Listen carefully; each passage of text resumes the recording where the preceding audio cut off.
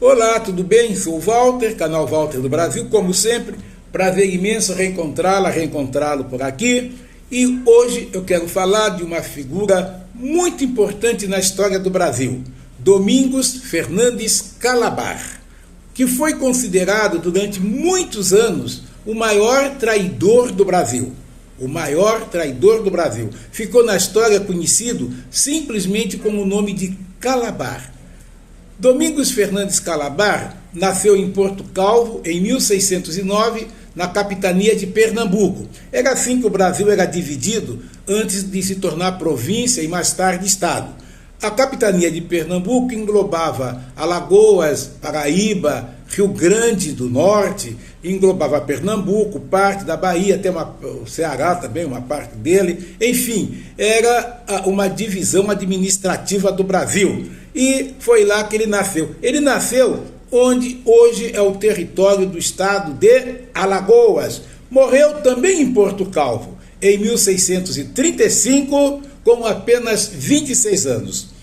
Todos nós lembramos daquele vídeo que eu postei para vocês, da invasão dos holandeses. Primeiro invadiram a Bahia, posteriormente invadiram a região mais rica do Brasil naquele tempo, naquele período da colônia, o Nordeste brasileiro. Invadiram, vamos dizer então, a capitania de Pernambuco.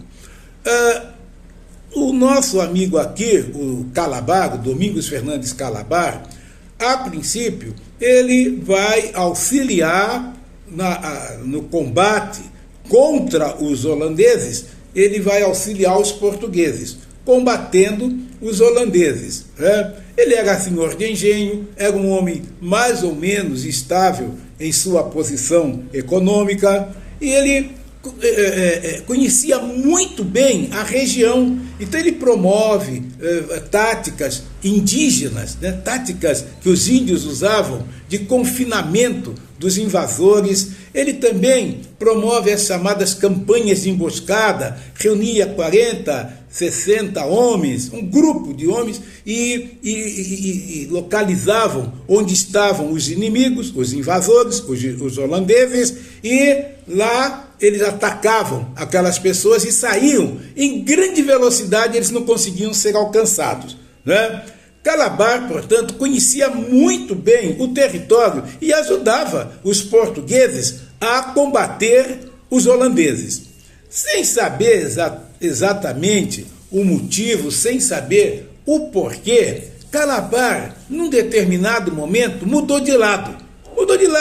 Em vez de continuar auxiliando, ser um aliado dos portugueses, ele vai ser um aliado dos holandeses, vai auxiliar os holandeses contra os portugueses e os espanhóis, porque aí nós estávamos ainda sob a União Ibérica. Muito bem, nunca iremos saber os motivos reais, porque Calabar mudou de lado.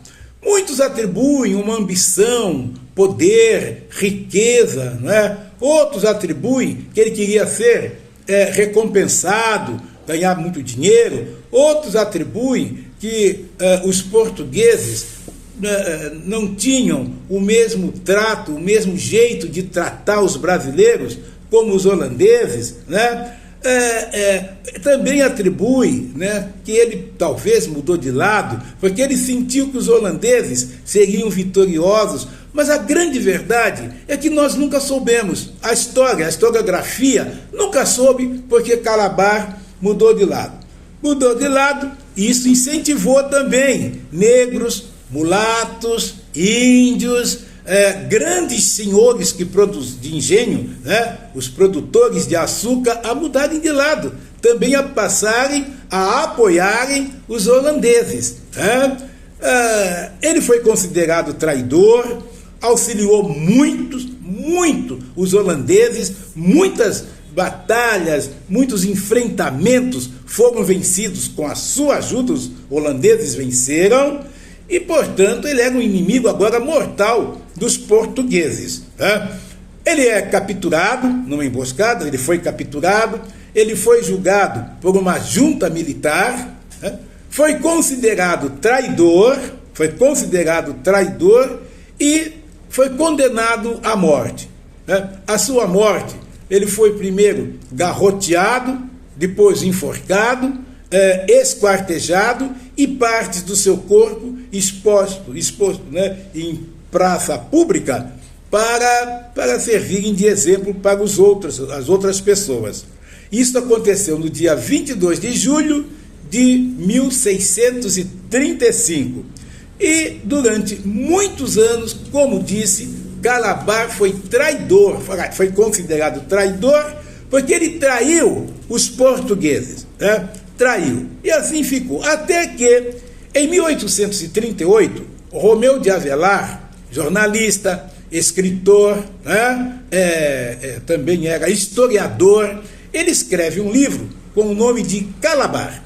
E neste livro ele teve a coragem, apesar de ele ter tido vários problemas com as autoridades, ele escreveu um livro onde ele diz, ele se diz contra considerar Calabar traidor. Ele contesta que Calabar fosse um traidor. Há uma contestação.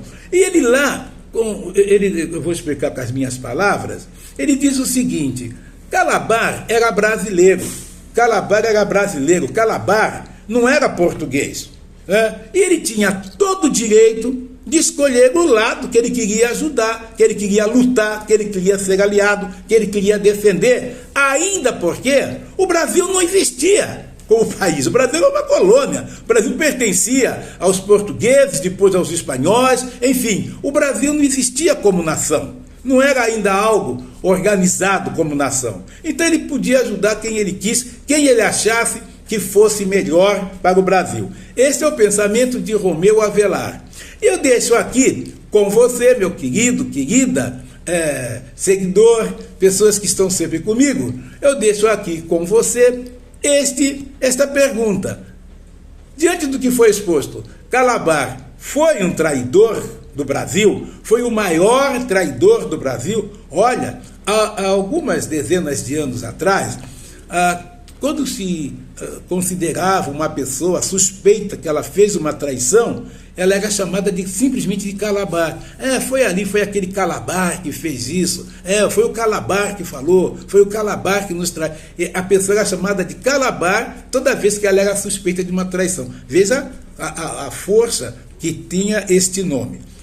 Calabar foi traidor do Brasil, o maior traidor, ou você acha que não? Deixa a pergunta, respondam. Muito obrigado pela atenção, até breve e, como sempre, por favor, olhe para o lado, olhe para o outro, onde sair de casa, quando chegar de carro, atento, o país está muito perigoso, principalmente nas cidades grandes.